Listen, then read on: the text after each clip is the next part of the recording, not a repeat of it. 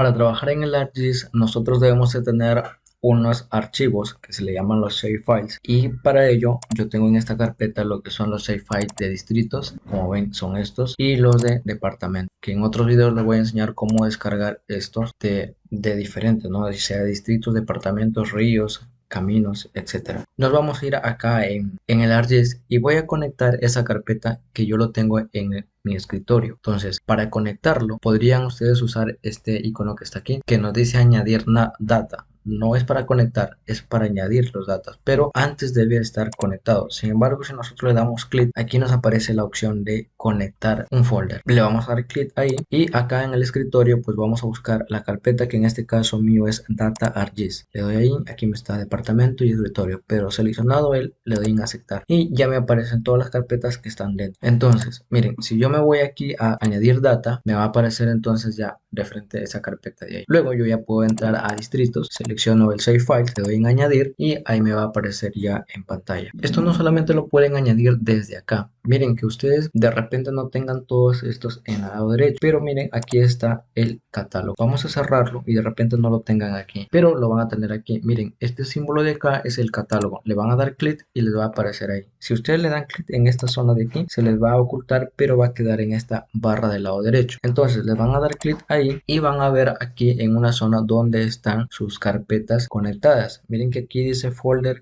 conectados. Entonces nos aparece el que yo he conectado, la Data ArcGIS. Si ustedes le dan clic y le dan clic derecho, aquí lo pueden desconectar, pero también pueden conectar más carpetas aquí. De esta manera, ustedes también pueden desplegar las carpetas que están ahí, jalarlo simplemente y ya está. Ahí lo pueden conectar todos esos archivos. De esa manera vamos a ir trabajando a medida que vamos avanzando con este programa que es el ArcGIS 10.8.